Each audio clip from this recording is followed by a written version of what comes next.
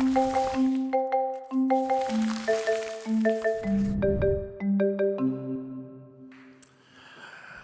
friends, we have been a publicly affirming church for over 5 years now, which means that we've learned some things since this statement was first read back in 2018.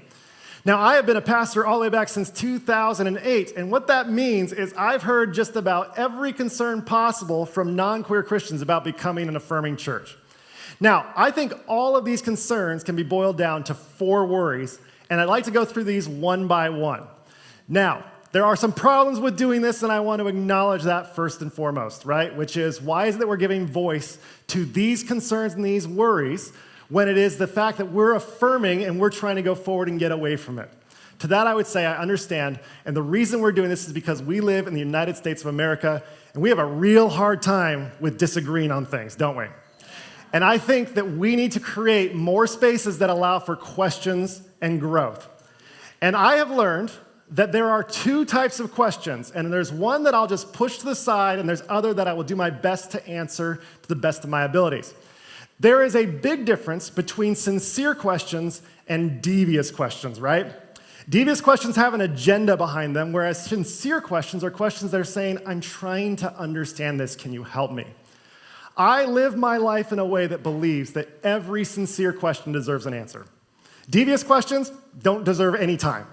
But let's imagine that somebody is asking or expressing these worries in a very sincere manner. Well, then it's worthwhile to go through these 4 worries in case there's anybody who's listening to this that is considering making their own home church affirming, because maybe we can address some of those worries and help ease the anxiety and help make more affirming churches here near us and far away from us. So, the first worry that I've heard is something like this. I'm worried that if we become an affirming church, then we will not value the Bible as much as before. That's an excellent worry, and let me tell you what I have learned personally. You see, we became affirming in August of 2018. We were in the book of Proverbs, which is part 36 of our 66-part series. Now, if that worry was true, we'd get about 5 more books in the series before people said, who needs the Bible? Let's move on. But we made it all the way to all 66 books by September of 2022, and no one said, why are we studying the Bible still? Never came up. In fact, I would say this: our church holds greater respect for the Bible since we are affirming and we became affirming. And you may say, that seems like a pretty big claim, Craig. Why can you say that we have greater respect since we became affirming? The answer is because there's so much less fear when we open the Bible, isn't there? We open the Bible now and you're not like, oh my gosh, I hope he doesn't talk about those things. Now we say, we're affirming, and we open it, and yes, the Bible has some horrible things that are said about that, but we talk about it, we educate people here so that way they don't find out about it out there, and we can process it together as a community. I have found, in my personal experience, that our church has held greater respect for the Bible since we became affirming.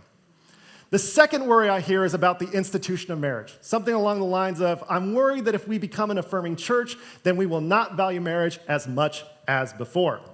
My friends, I have had the honor and privilege to do several weddings since we became an affirming church. It is one of the highest honors of my life, and I will tell you, everybody who's gotten married in these pictures and in the weddings I have done since then has been so excited to get married. Not only that, but our church now holds a deeper reverence for marriage since we became affirming. And you may say, how is that possible? To which I would say, do you remember just a few weeks ago we said, we want to say congratulations to Shannon and Kyle who got married in Chicago. Everyone cheered. No one had in their back of their mind, well, could we cheer for that other couple that recently got married?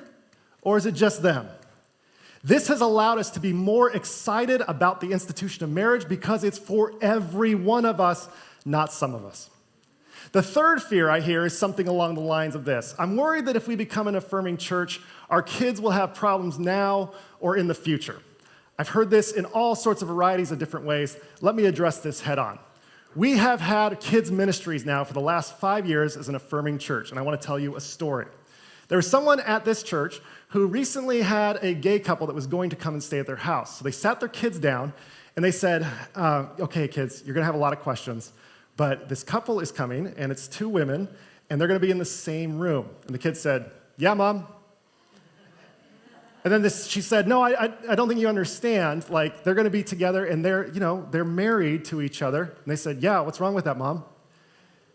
And she said, okay, why don't you just go play some more Nintendo or something? I don't understand what to do with you anymore. Now, I point this out because our kids have only become more accepting and loving people since we became Affirming.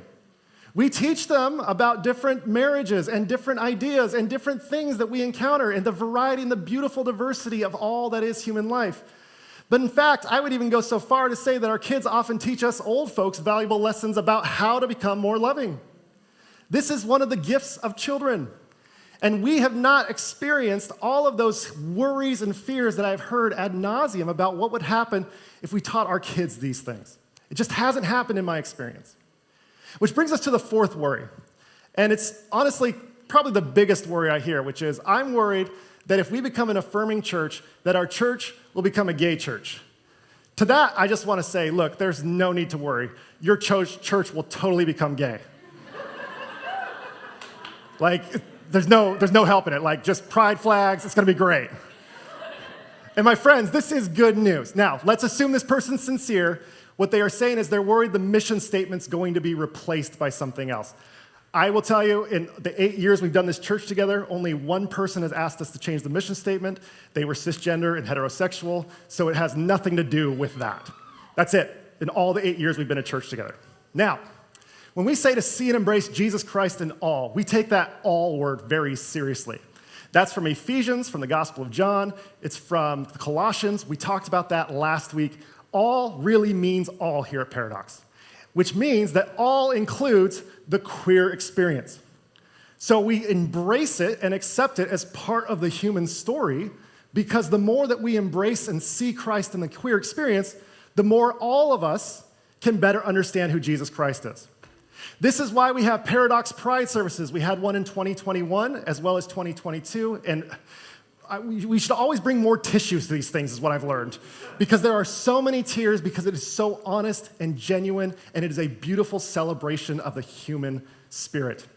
We do this because in our statement we wrote, we acknowledge the journey of self-discovery to be in harmony with our journey of following Jesus Christ. So why wouldn't we celebrate pride here at Paradox? Not only that, but we invite queer speakers here on a regular basis, whether it's Rabbi Lindy or Pastor Jill or Pastor Esther. We've invited them because we really believe that their perspective is necessary for a fuller experience of the divine love and community. Not only that, but in 2019, I had the honor, privilege, and joy to officiate Ricky and Canda's wedding, not too far from here. This was such a beautiful ceremony. They actually commemorated it in a piece of art that Ricky gave me. Here it is. I mean, just perfect, right? And then a few years after this, in 2020, in the height of the pandemic, I had the honor to officiate the wedding of Karen and Marissa. I met them at the altar. It took me a minute to sort out who was Karen and who was Marissa, but it was a great ceremony. We do this because the statement says, celebrate the love between people of all sexual orientations and gender identities. For all who choose, our pastors will happily officiate the holy sacrament of marriage. My friends, I want you to know something. We recognize that the church, particularly in Redlands, is typically anti-queer, right? And so to try to compensate that, a little difference that we try to make is that we have not, nor will we ever, charge for any queer couple to officiate their wedding in or around Redlands. We will not charge because we want to say we understand what we have done as a church community and we're trying to make it right. This church has been such a privilege to be part of over the last 5 years. We have had queer elders. We have hired queer staff. We have baptized queer folks. We have had queer folks lead our children's programs. We have had queer folks lead worship music. We have held up queer figures from history as spiritual role models, and we have celebrated queer love and queer identities within Scripture. While we have not been perfect, my friends, we have tried our best to be a fully affirming church here at Paradox.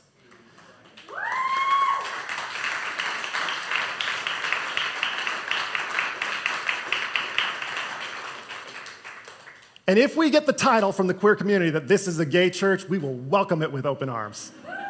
My friends, all I can tell you is what I've experienced for myself. And being a part of a gay church for 5 years continually inspires me to love God and love others more. No question.